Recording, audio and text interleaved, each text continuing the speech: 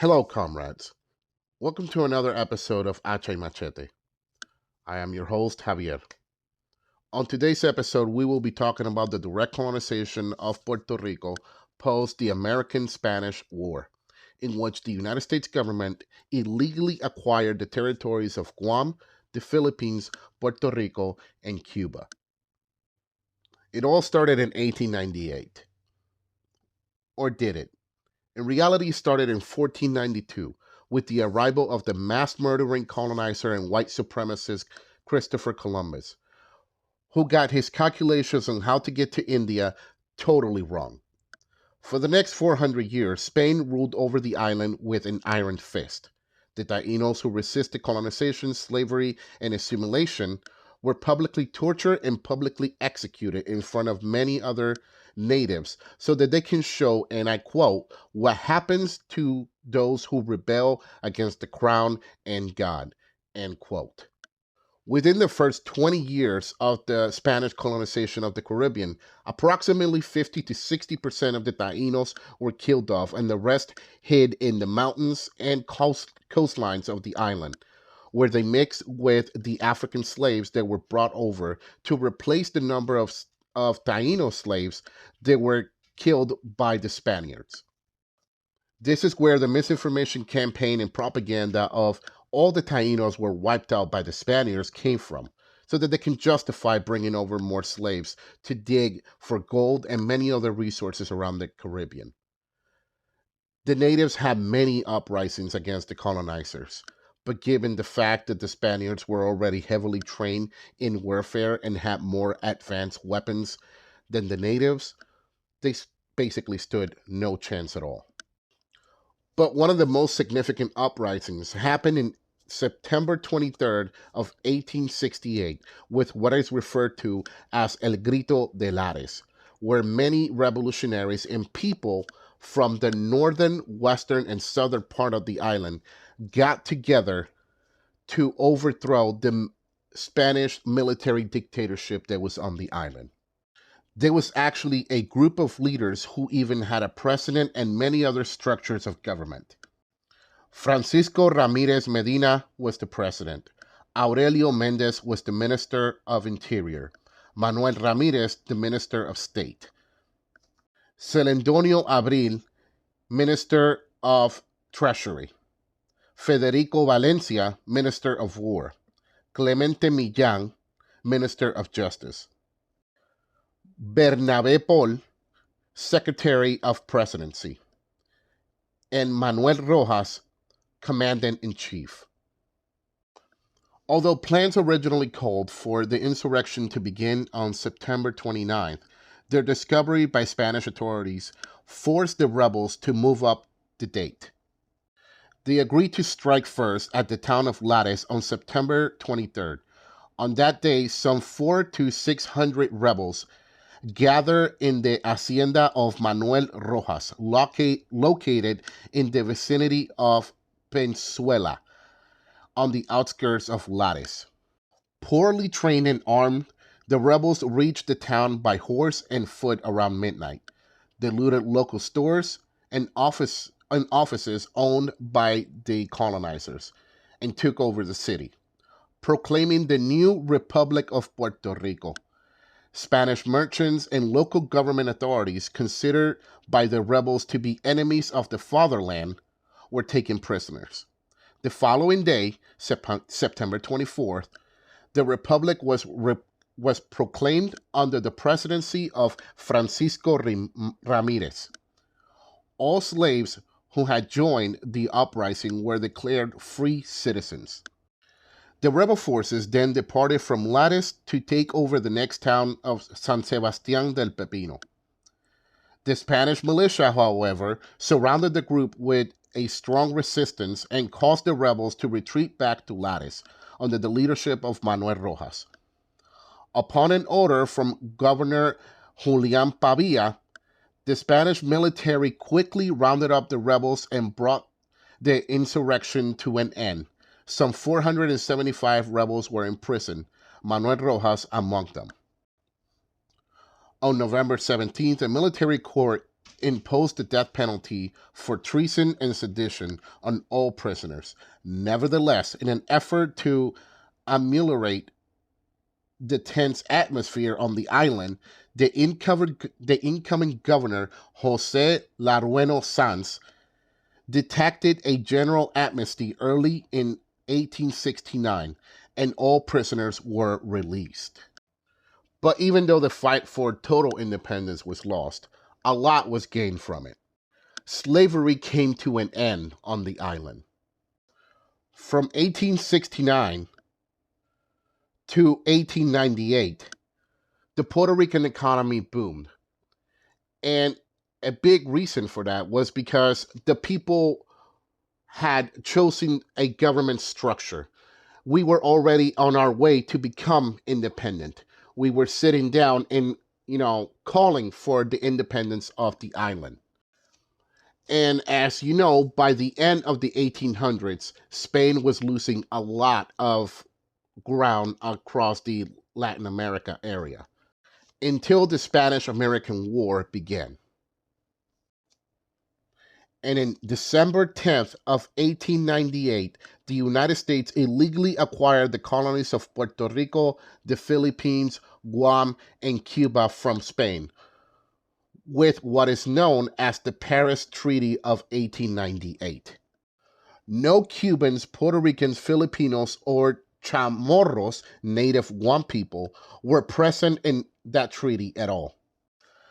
Just like no African leaders were present when the European powers divided up the African continent to be exploited and colonized. But prior to Spain giving up possession of Puerto Rico, the United States had already arrived on the island and bombed the southern coast and sent in troops that committed horrible acts against the semi-independent Republic of Puerto Rico. Now, something that a lot of people may not know is that prior to the United States coming in, Puerto Rico was 75% self-reliant. The very next year, one of the biggest hurricanes to hit the island came through. It was called Hurricane San Ciriaco. It devastated all the fields, all the sugar plantations, all the coffee plantations, and left Puerto Ricans with no alternative but to work for the American companies who illegally seized the land. On top of that, they devalued the Puerto Rican peso. Yes, we had our own currency by 60% overnight. There was no memo, there was no warning, there was no flyer, nothing at all. Puerto Ricans went to bed and woke up 60% poorer. One of those companies being the United Fruit Company, now known as Chiquita. So every time you buy a banana at the store and you see the symbol of Chiquita, just keep in mind that they literally made their wealth off the backs of Puerto Ricans who were forced into capitalism without being asked. So much for the free market, right? But I digress. Because of these conditions, obviously a lot of people were angry and started forming little militias around the island. But it wasn't until the 1930s when Pedro Albizu Campo, a Harvard graduate, valedictorian, and World War I veteran, created what was known as Los Cadetes de la República, the Cadets of the Republic, a militant-based group that is still prevalent to this day. Albizu Campos also met the Irish leader Eamon de Valera, I'm sorry if I butchered that, and later became a consultant in drafting the Constitution of the Free Irish State. In the 1920s, the United States put forward what is called the Jones Act, which is a law that states that any ship that is coming into Puerto Rico must stop in an American port, get unloaded, and reloaded into an American vessel, which comes with a 15 to 20% increase on your everyday items on the island. But you see, the funny part about this is it's not the companies who have to pay for this. Instead, they passed the bill down to the population. And that law is still very active to this day. It even stops any aid from coming from another country in times of need in Puerto Rico. By the 1940s, there was a heavy anti American sentiment on the island. And what did the United States do? It gave us independence, right? It listened to what the people wanted. No, no, no, that's not what they did. Instead, the United States decided to pass a law that made it illegal for Puerto Ricans to wave the flag or talk about independence. Anyone who broke this law could face up to 10 years in prison. With this also came heavy surveillance of Puerto Rican activities on the island, which led to persecution, harassment, false imprisonment, and in many cases, even torture. And such was the case with Pedro Albizu Campo. See, in the 1950s, we had something called the Jayuya uprisings, which was very similar to El Grito de Lares of 1868. Many members of the Puerto Rican Nationalist Party took up arms against the U.S. military, but once again, the colonizers had the weapons, the training, and the personnel. Pedro Albizu Campo, along with 3,000 independent supporters, were arrested after the uprising, including an attack on the Puerto Rican governor mansion and an attack on Blair House in Washington, D.C. In his time in prison, the U.S. government experimented on him, infected him with many diseases, and basically broke the man down to nothing. In 1965, shortly after his pardon and release from federal prison, he suffered a stroke. What they did with Pedro Albizu Campos was very symbolic. It was the United States' way of saying, if you want independence, this is what we will do to your cause and your leaders. Now, you may think that that stopped there, but no. Through the years, the United States government has harassed, tortured, assassinated, massacred anyone who stands up against them. Anyone who dare tells them, we want independence. But why does the United States want Puerto Rico so bad? You don't go to poor countries to make money. I'm going to let Michael Parenti tell us why. But that expropriation of the third world has been going on for 400 years, brings us to another revelation, namely that the third world is not poor. You don't go to poor countries to make money. There are very few poor countries in this world. Most countries are rich. The Philippines are rich. Brazil is rich. Mexico is rich. Chile is rich. Only the people are poor. But there's billions to be made there, to be carved out and to be taken. There's been billions for 400 years. The capitalist European and North American powers have carved out and taken the timber, the flax, the hemp, the cocoa, the rum, the tin, the copper, the iron, the rubber, the bauxite, the slaves, and the cheap labor. They have taken out of these countries. These countries are not underdeveloped, they're overexploited. These countries are not underdeveloped. They are overexploited. You might hear a lot of people say, well, what does Puerto Rico give the United States? What can that little island give to the United States? What are they giving to the United States? Well, Puerto Ricans pay more taxes on the island than anyone does in the United States. The whole Puerto Ricans don't pay taxes, they live off the government. No, it's the other way around. The U.S. government lives off what it makes off Puerto Rico and all of its other colonies around the world. But not only their colonies, also their puppet governments that they control all the way from Washington through the CIA and many other government agencies.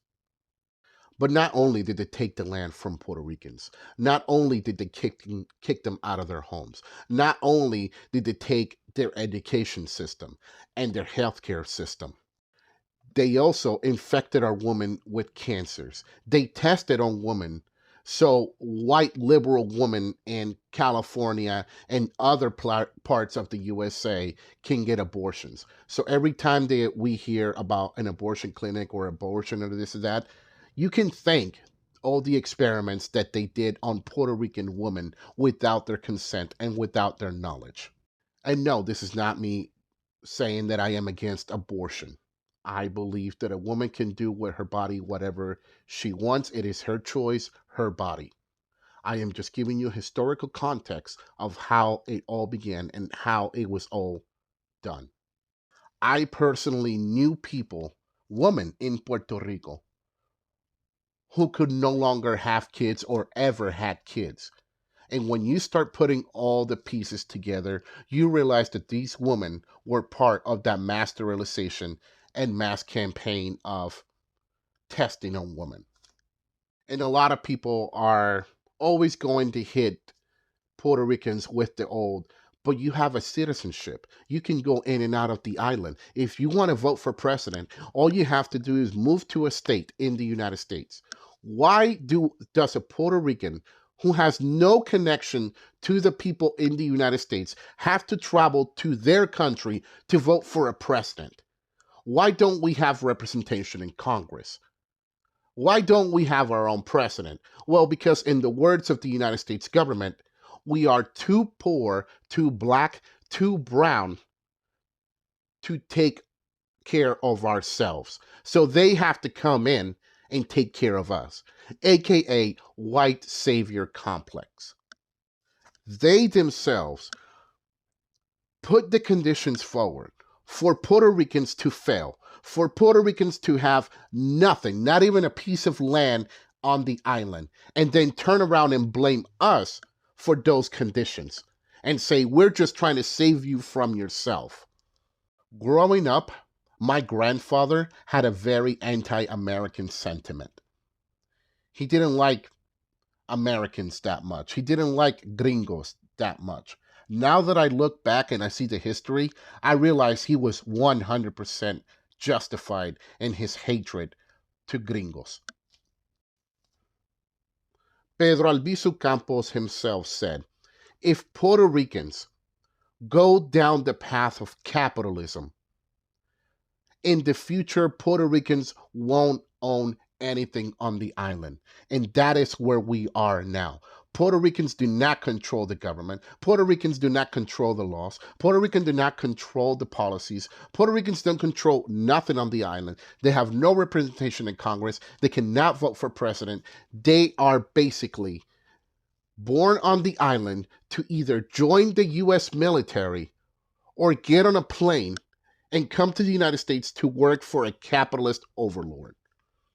And that citizenship that they give us, that they flash to the world, that they have given us to come in and out, it's the same citizenship that they gave black people in the time of the civil rights movement to shut them up. It was the same citizenship they gave to the Native Americans to shut them up.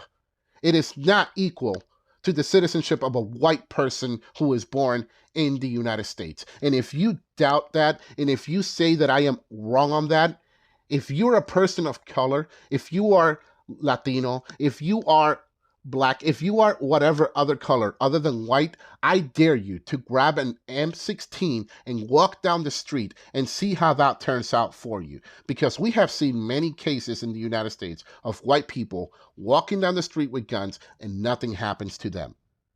Yet black and brown people get shot at an alarming rate.